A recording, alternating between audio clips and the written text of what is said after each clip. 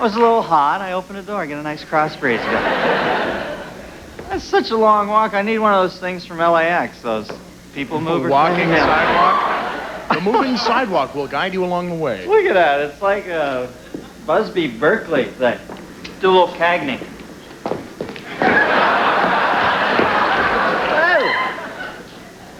Jeez. I really ruffled my bird there. After, Goldie, I'm going to do the news now. All right. You notice that rapport, man? Ooh. Huh? Like aged wine. It's like, I feel like Ray Don Chong in Quest for Fire or something. Yeah, it's like, Goldie? Huh? You know what you should do is be real reticent with me. We should play to that. Whenever I talk to you, just that's nice, Dennis. Anyway, Doug, so after the show... I told you it would work. All right, what's up? What's in the news? In space news, see this? They failed to retrieve that $7 million, that satellite with the $7 million capture bar, they called it. They couldn't get it, so they finally went out and got it by hand. NASA says they'll no longer order the capture bar from the Sharper Image catalog. And...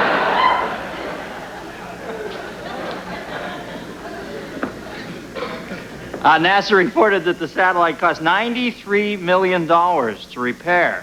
Because, you know, the astronauts get paid from the time they leave their house till the time they get back to Earth, you know. You got to be there.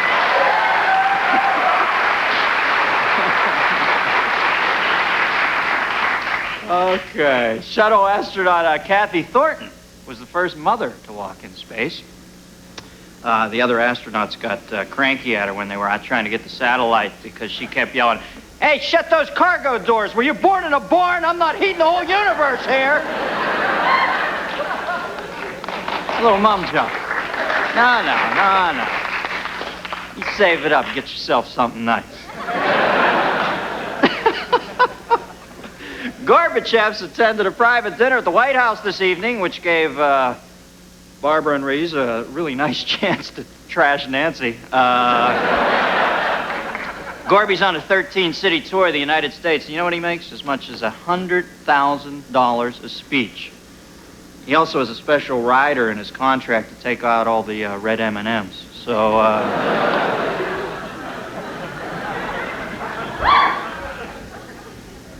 Gorby and Reagan toured the New York Stock Exchange yesterday. You see that? Gorbachev was awed by the display of capitalist finance, and Reagan really enjoyed the pretty colors on that big board thing. Yeah. Lately, there's been a lot of speculation over who Bill Clinton will pick as his running mate. Many think he'll try to balance the ticket, which I guess means we can all look forward to an impotent, balding Westerner with a sterling environmental record, and kind of the yin and the yang there. Quayle's going to Japan to personally try and increase trade relations there. Send our best man. On the trip, Quayle said he hopes to promote incentives to build in the United States, propose new international tax plans, and find out if Speed Racer is a real guy. Oh, he's gonna do the whole package over there. Senate committee okayed a $281 billion spending package for the Pentagon. It's great to know our streets will be well protected, especially with so many people sleeping on them now. $281 billion next year for the Pentagon. Because you never know when those sneaky Eastern Europeans may clandestinely reunite the Soviet Union and attack us, huh?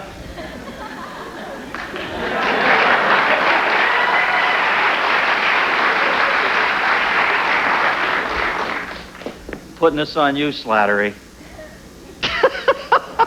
I can't even do this now. Somebody got into my head about my confidence today, and I feel like an old fighter taking blows. Okay, I'm going to energize it back up now. Good news on inflation. The rate of inflation in this country remains low, so Americans can rest assured that the prices of all the things they couldn't afford last month have remained stable. And the chief surgeon, see, the people.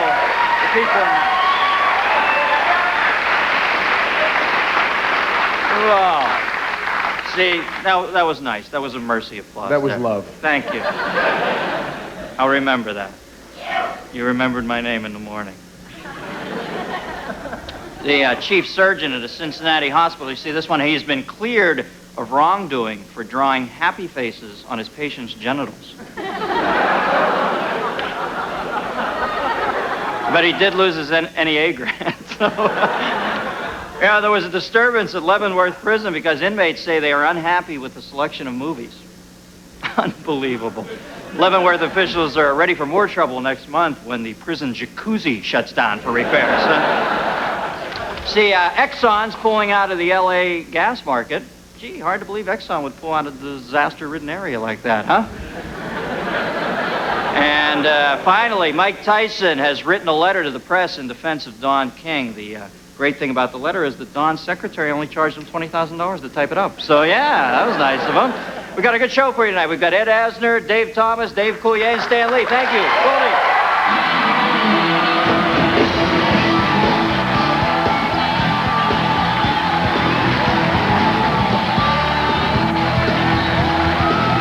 This portion of the Dennis Miller Show is brought to you by Budweiser. Nothing beats a Bud.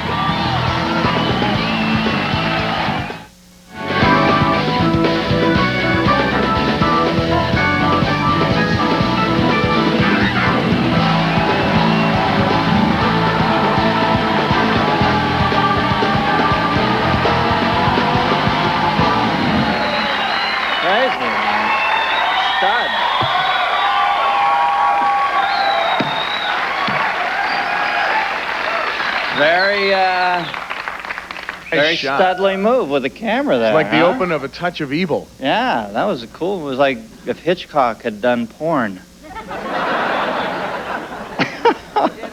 All right, we've got an outstanding show for you tonight. And what better way to crank up the levity than with a fluffy confection of fact and fiction that we like to call the Miller's Index. Remember the first, hey, it's catching on. The following builds. You all know Nick Buckeye and the Brute Gun. Nick has filled this squirt gun with Brute in an attempt to make me quit swearing. Brute is my least favorite fragrance. If I swear, Nick hits me with a Brute Gun. That's right. All right.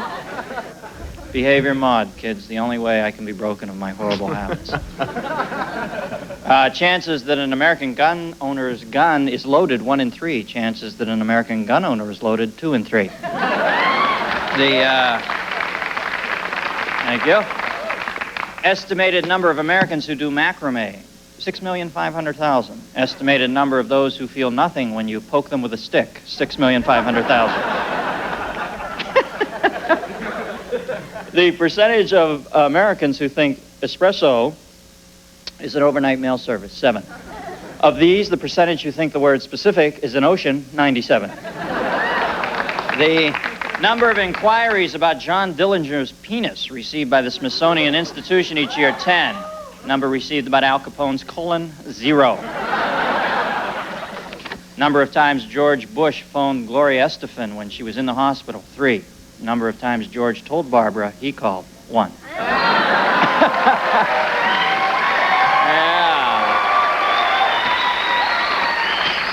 Yeah. Georgie's a freakazoid for that sassy salsa beat. That's the way, uh-huh, uh-huh. Uh-huh, uh-huh. Percentage of, who was that band? Oh, KC and the... That was KC. Oh, listen to Nick, hipping it up. Oh, sorry. It's KC, that was KC, man. Gloria Estefan was everybody conga, or one of those. Come on, baby, conga. Oh, everybody do that. Okay. You can see I like the lyrics myself. Everybody gone. Conga. All right. Percentage of fast food employees who have stolen food or money from their jobs, 62. Percentage of fast food employees that made junior manager by ratting on them, 5. And, yeah. Percentage of men that are chronically constipated, 12. Percentage of these that talk about it at dinner, 100.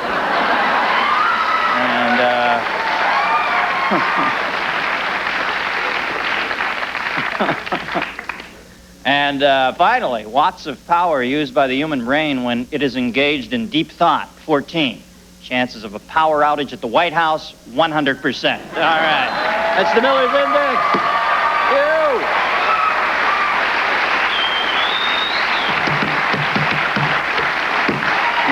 right, welcome back. Lou Grant, just one of the more memorable roles of my first guest. He's a 7-time Emmy winner and can be seen next week in the NBC miniseries Cruel Doubt. Let's welcome Ed Asner. Folks, Ed.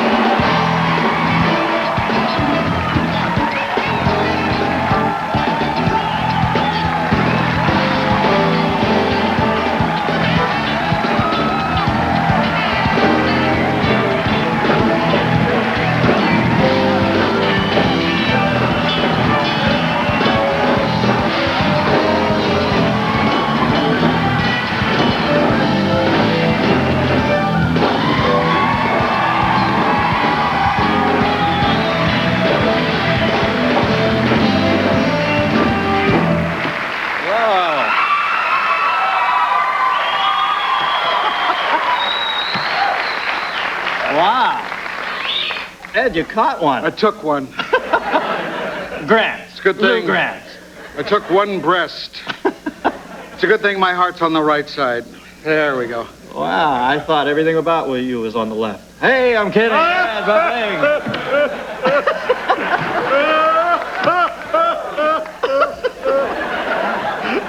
You're giving me a Cowardly Lion impression. There's nothing cowardly in my countenance. All right, in my way of life. I'm sorry to implicate that. So, I loved your Cagney walk. Was it beautiful? George M. Cohan. That's my little Cohan thing. You're almost as talented as that other Dennis Miller I know. Now, you've heard about this name thing I have. Oh, I know. Great guy. He's a great guy. He played Tarzan, didn't he?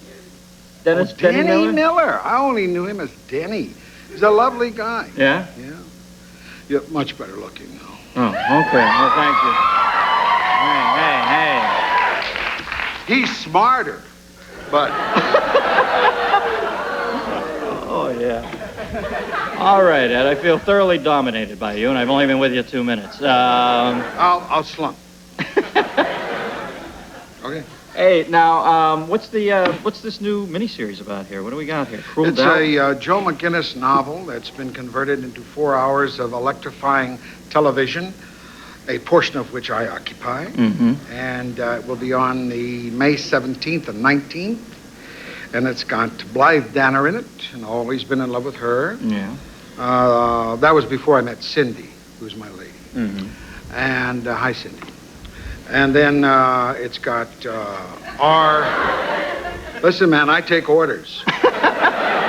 I just love the thought of somebody as seemingly gruff as you as being with Cindy. You just seem like such a... Well, you see what a pussycat I am. I know. When I was Cindy. I stand up. Now, give me a quick high concept synopsis of what this thing's about here. This is Joe McGinnis' novel about a murder that took place in North Carolina, participated in by a young man at the University of North Carolina who was involved in a Dungeons and Dragons group, and they decided, because his stepfather had inherited some money, to kill his stepfather and try to kill his mother, but they failed. And he eventually, and that's only the first part of the story. The majority of the story is involved with the interplay of the lawyers, the prosecution, the mother and her reaction to the son, and vice versa, and the daughter. Isn't this the weirdest, most macabre trend of current life, is that kids now kill their... You know what I mean? Isn't there more of that? Matricide and patricide, I guess it's called, than there ever used to be? It used to be shocking. It's no longer shocking. Yeah, it's so weird to me that kids would kill their parents over money. I mean, there was that record exec out here who had bread, right? And his kids were... You remember that story? Oh, yeah. What, Jimenez? Yeah, just really I can't remember. That was a very ugly... Wait a minute. Have they been tried yet? Yeah, maybe. I'm sorry if you haven't. If you didn't kill your parents, I'm sorry. But, I'm sorry. Boy, I'm glad I didn't mean anything bad. I'm glad you got us off the hook. We'll be right back with Ed Asner right after this.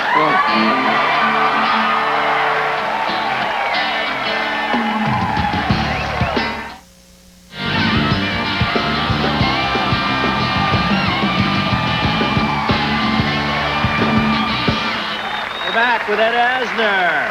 Yeah, now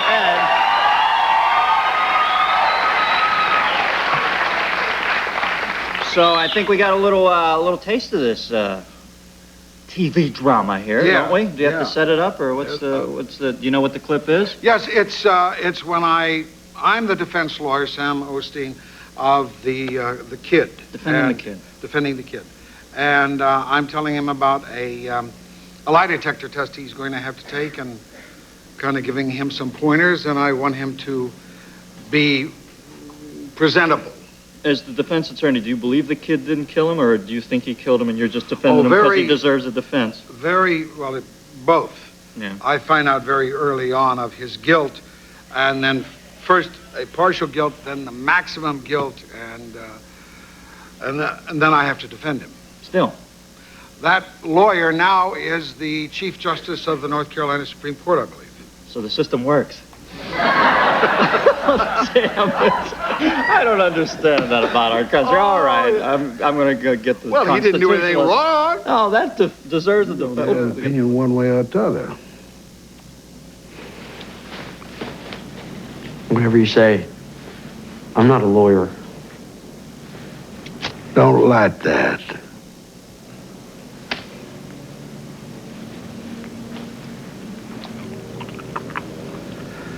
At some time in the future, I'll arrange for you to take a private examination. I'll let you know in plenty of time. Yeah? Okay. Is that all? For now.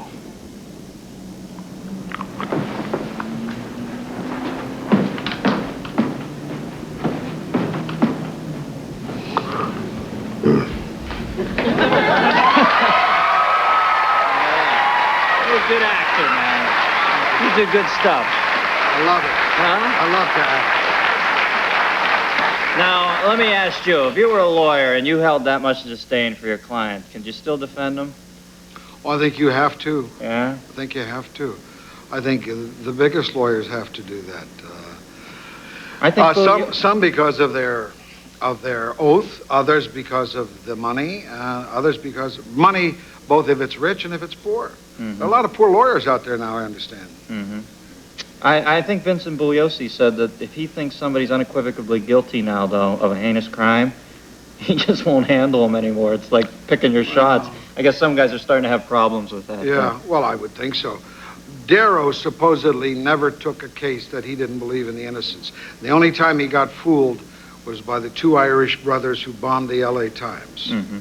He thought they were innocent. They told him they were innocent, but they He bombed. suckered in. Now, you're anti the death penalty, right? You were out marching for... Boy, you're so opinionated. You know, it's funny to be on the wrong side of an opinion with you, because I'm kind of pro it. Are you really? Yeah, and I don't know. You know, and I'm not saying that to be a yahoo. I just think there's some things that are so heinous, I think. Well, where did you get appointed to mete out the punishment for the heinousness? I know. Hey, I don't have all the answers. I just know when I heard that man was going to be put to death, I wasn't my feeling by is I don't give a damn for these heinous killers that you talk about. They are trash, but we become trash by killing them. Well, and I think we'll go to commercial, and the audience will all wrestle.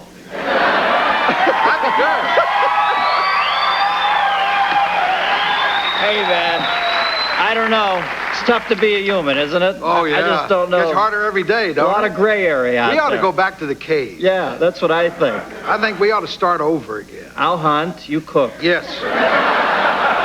I'm Fred, you're Barney. Well, can't we alternate? Huh? Yeah, you can cook on Bug buddy? Thursday. Huh? You can bring your Bronto sauce. Oh, God, you've heard of it. I loved it when you were watching the clip. You really do love acting, don't you? You got that look in your face. It's the purest jolt for you, isn't it? Yeah. Yeah, after all these years? Now, you've done such great work. Do you feel like you have to isolate on something that's really killer to do it, or do you just like doing it for the doing it part? No. I love to read. Yeah. You have something I can read for you? Yeah. Spider-Man. Oh,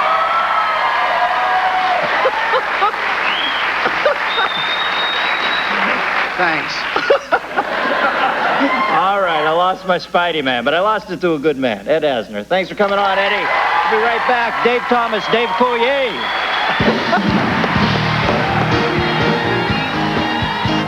This portion of the Dennis Miller Show is brought to you by Dawn Dishwashing Liquid. It takes grease out of your way.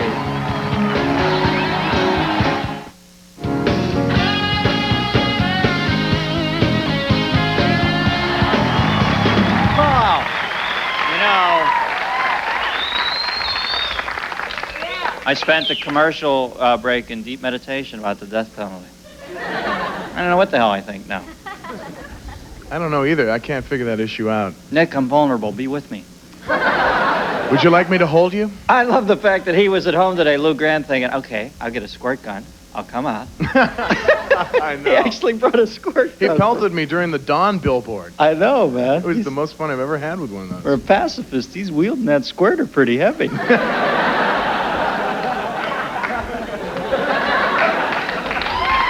Help! Help! Help! I'm stuck in a bad Nicholson impression. Help! My next guest can be seen on ABC on their own special. This is so weird because I think they just got the word today that the special's not going to run now for a while. Yeah, because of content. Yeah, so they almost had a special, but Hollywood just ripped their thorax out. Can happen. Please welcome Dave Thomas and Dave Coulier, folks. Yeah.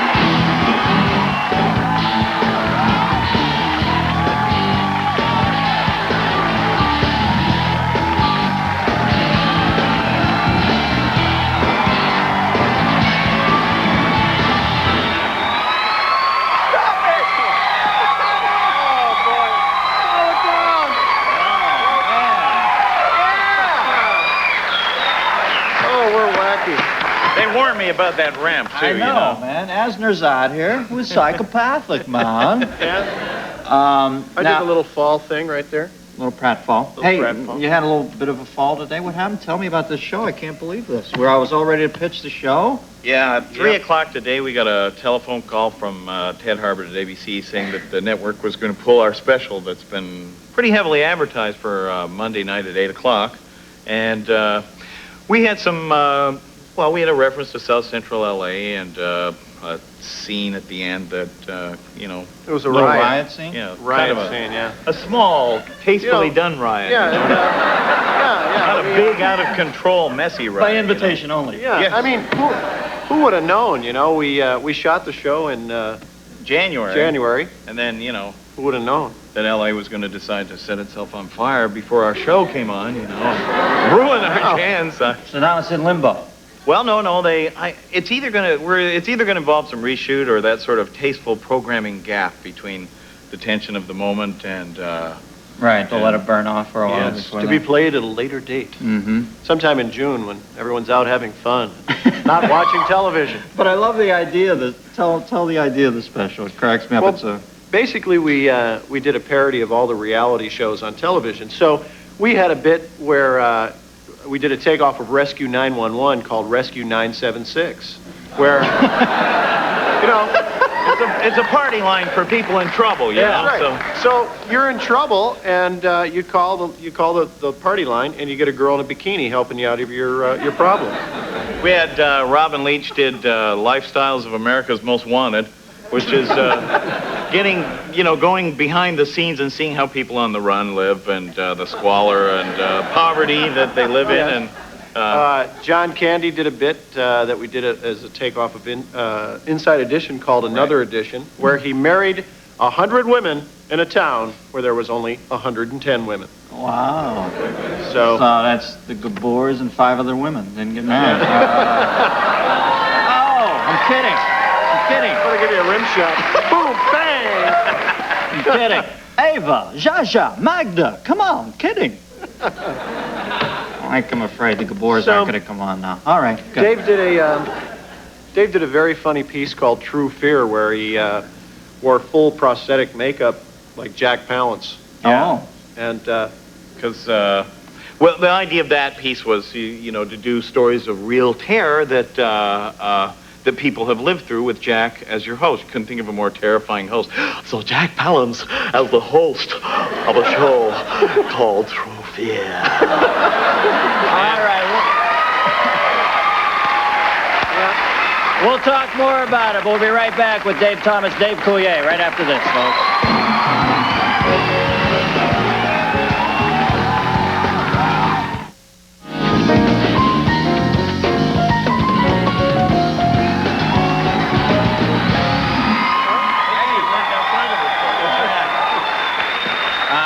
Dave, you piqued our appetite for this Jack Palance thing, and we ran out and got the clip. You did? Commercial. We have the actual clip here. All right. Prosthetic makeup and everything. Let's take a peek. All right.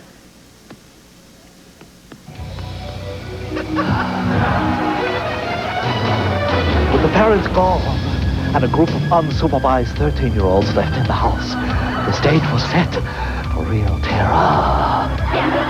Unbeknownst to the teenage rebels inside the house, there was a psychotic madman stalking Waynesboro. 9:55 p.m., barely 5 minutes after the parents had left, the screaming began.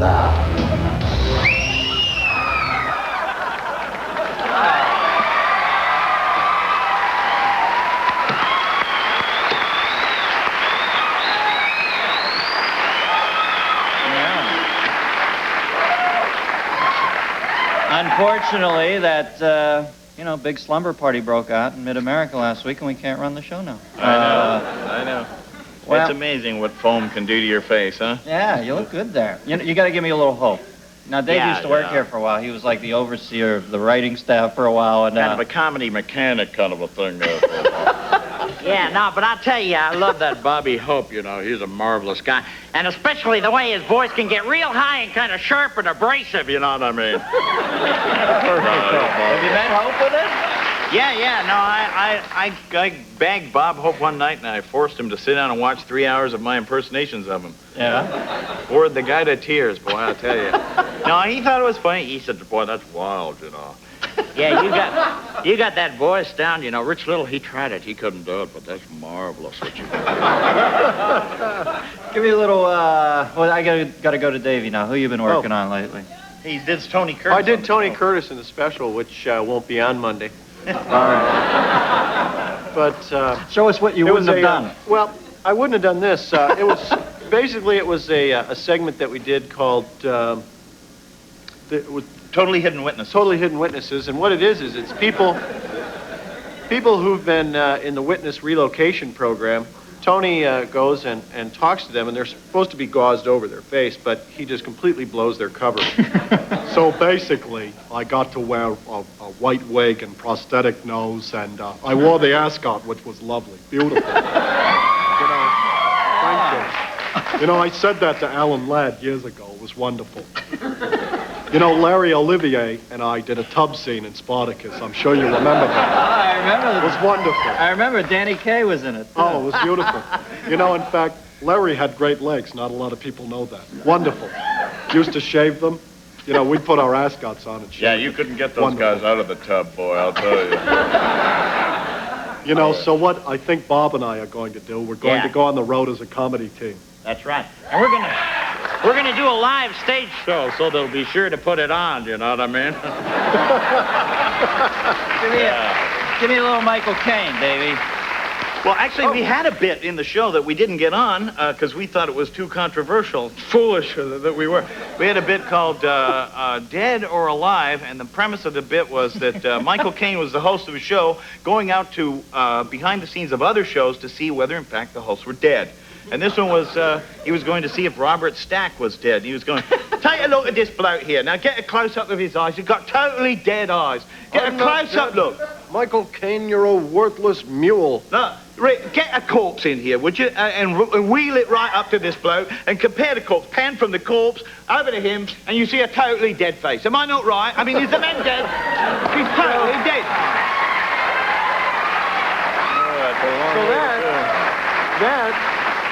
So that didn't even make it into the special, which won't be on Monday. Well, it sounds like you have limitless stuff here. I mean, we had some good stuff. Yeah. So you boys are hooked up now. You got your own company, right?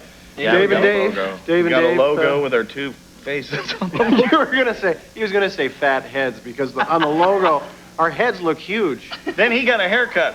And now he's a thin head. Yeah, he's a thin head. You're and still a Macy's fat head. balloon over there. I'm not saying. Well, they did call me Squid Boy when I was a kid. Okay? Squid boy. Well, as long as you're getting the ink. Okay. That's so bad. I'm gonna give you another rim shot. Dave, stop this golf cart. Okay. It's an inside joke from years ago. All right. Good to see you, don't think boys. it's It's called. It's on. It's called Not On. Inside America's Totally Unsolved Lifestyles, and it's It not won't on be on. ABC on Monday. Right. But Not on. Check it out. so don't look for it. All right. We'll be back with Stan Lee right after this. Thank you. If you're going to be in Los Angeles and would like to attend the taping of The Dennis Miller Show, please drop us a note. Care of The Dennis Miller Show, Post Office Box 4150, Hollywood, California, 90078, or call us at 818-506-0043.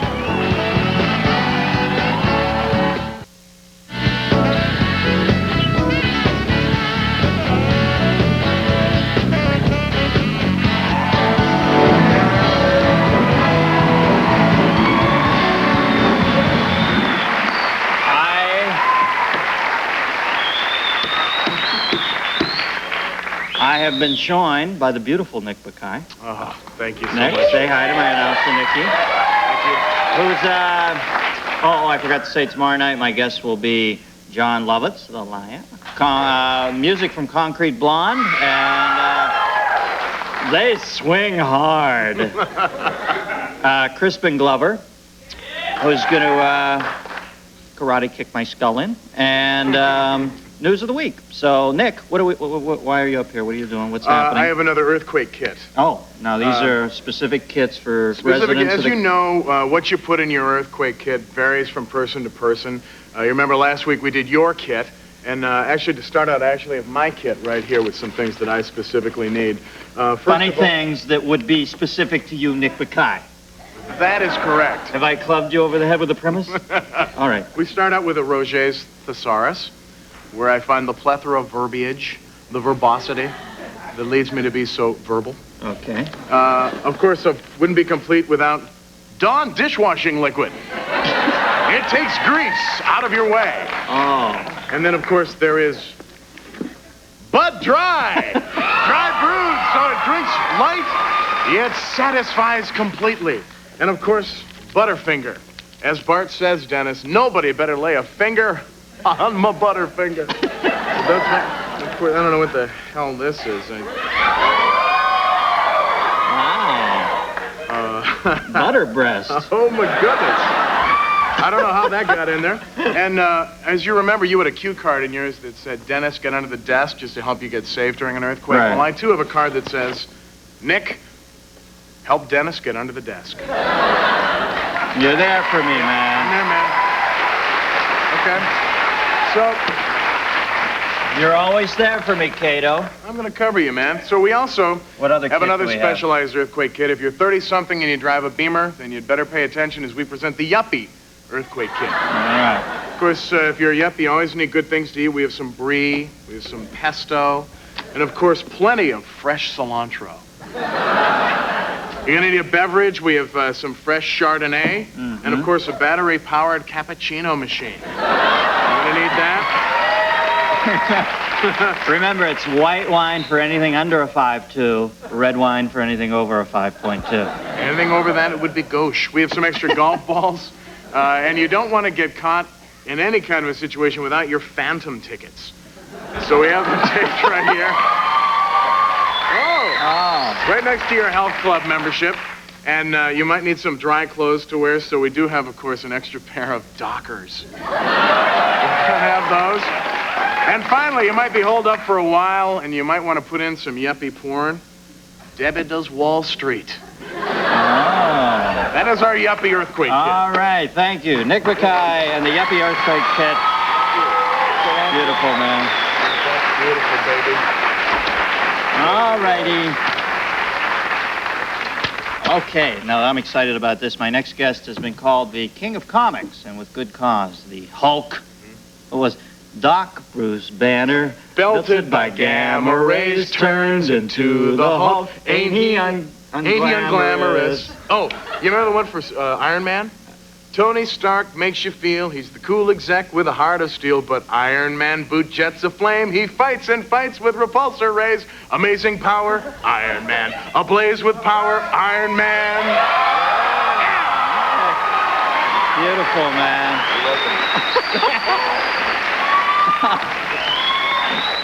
Now give me the extended play dance version. Okay, Tony Stark makes you feel. All right, and he also invented Doctor Strange, the X-Men, Daredevil, all my heroes from my youth. God, was I whacked. All right, here to celebrate Spider-Man's 30th birthday. Yeah, let's welcome Stan Lee. You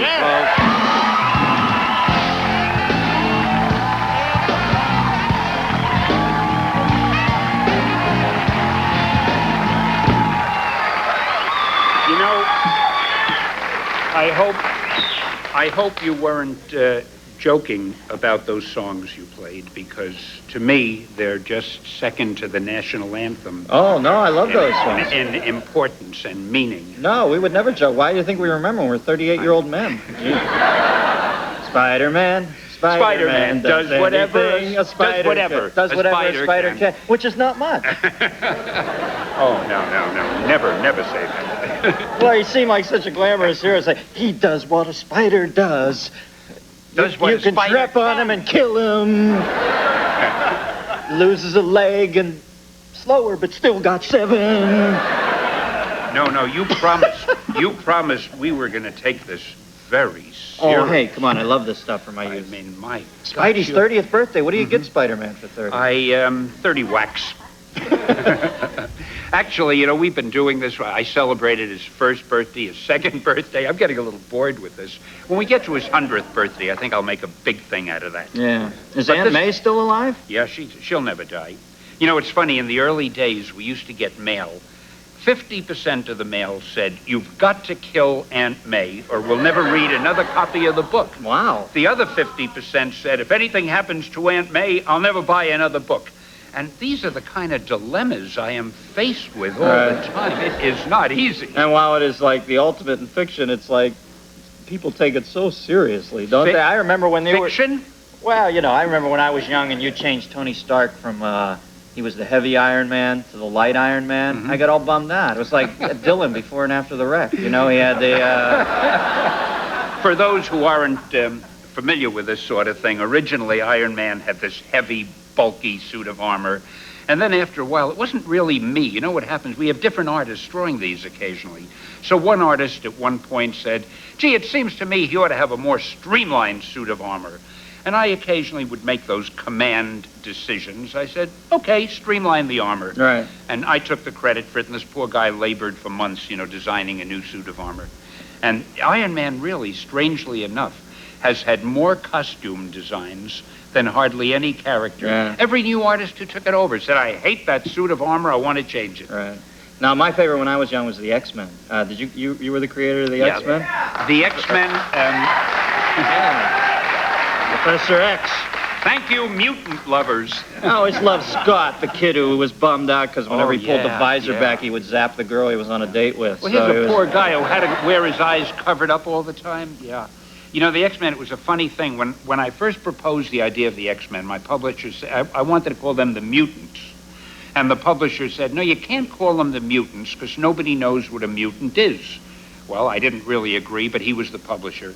So I tried to think of another name, and I figured, well, mutants have extra power. So we'd call them the X-Men. And I said to him, "How about calling them the X-Men?" He said, "Yeah, that makes sense." And I figured out, who's going to know what an X-Man is, you know? But this is why I'm not a businessman. Well, an X-Man is Christina Jorgensen.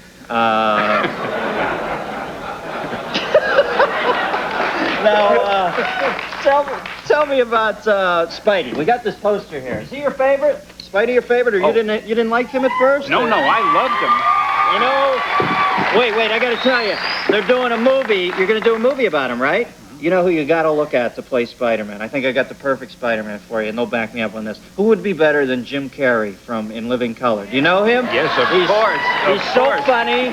He loves this character. Yeah. Does he really? Nobody can bend their body or be more elastic, and I think he'd be a perfect Spider-Man. You really ought to look Duly into noted. it. But, All you know, right. actually, the one who's going to make that decision will be Jim Cameron, who's the fellow From the who's gonna be Terminator. writing. Yeah. Well, at least it's going to get done right, then. I mean, when we do a movie, we go to the top. Boy, that would be exciting to have Cameron it do really is Spider-Man. thrilling. Because I don't think any of these have ever really, well, you know, the TV ones that were brought to life. Oh, don't even mention that. Oh, TV you didn't dig the series. Hulk Oh, thing? it was terrible. No? That it had none of the things that made Spider-Man popular. It had none of his personality. It had none of the humor. I mean, you wouldn't really relate to that humor part, but I'll explain it later on. You know. And it had none. Only kidding. I love Dan. you. Okay. Hey, listen. You let Ed Asner come out with a gun. I got to take a break. Stan Lee, folks. Thank you. We'll be right back.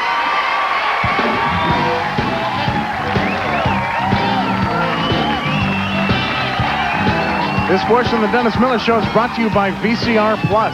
Life should be so simple.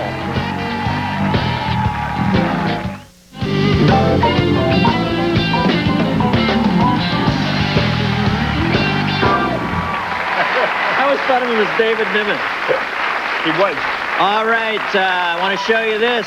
Remember the Michael Jordan cover we had on Sports Illustrated with the hologram? Well, the 30th anniversary giant-sized Spider-Man is out. It's got a killer hologram on the front. You ought to pick it up. These, I'm sorry if I wax poetic about these things, but they're from your childhood, and that usually sticks with you. I love every golden syllable.